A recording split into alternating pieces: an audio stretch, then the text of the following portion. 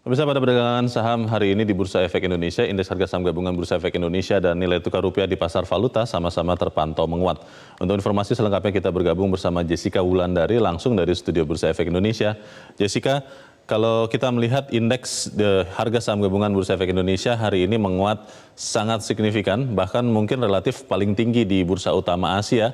Sebetulnya apa yang menjadi penyebab utama penguatan indeks pagi ini? Ya, Leo dan pemirsa, setelah kemarin ditutup melemah 3,14%, hari ini IHSG kembali dibuka di teritori positif. Dan apabila kita melihat bersama, IHSG sejak tadi pagi hingga saat ini sudah menguat 2,76%, saat ini berada di level 4.605. Adapun nilai transaksi atau trading value ini sudah mencapai 2,1 triliun. Memang apabila kita melihat penguatan pada pagi hari ini masih rawan terjadi pelemahan dikarenakan adanya peningkatan tekanan jual investor asing ini dalam 2 minggu terakhir.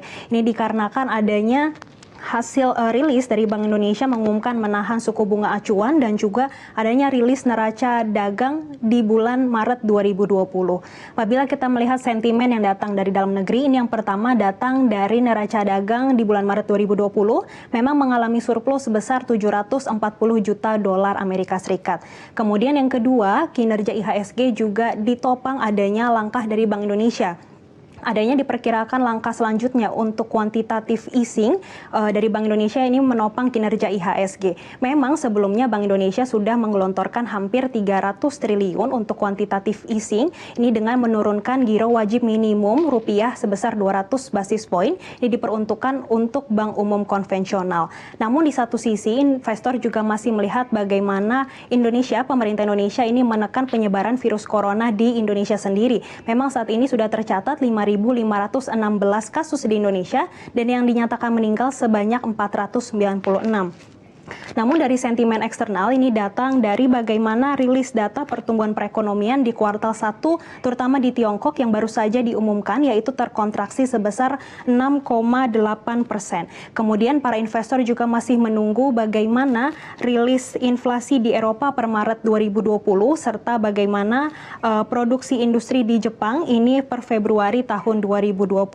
Dan penguatan kinerja IHSG pada saat ini juga sejalan dengan apa yang terjadi di Bursa Asia, yaitu seperti Nikkei yang menguat 2,81%, kemudian Hang Seng juga menguat 2,56% dan juga Straits Times ini menguat 1,85%.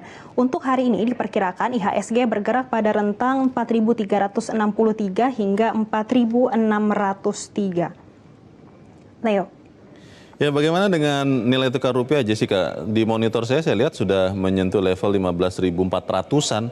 Apa betul begitu dan kenapa bisa menguat signifikan? Ya, Leo dan pemirsa, pada pukul 9.30 tadi memang rupiah berada di level 14.000, maksud kami 15.462.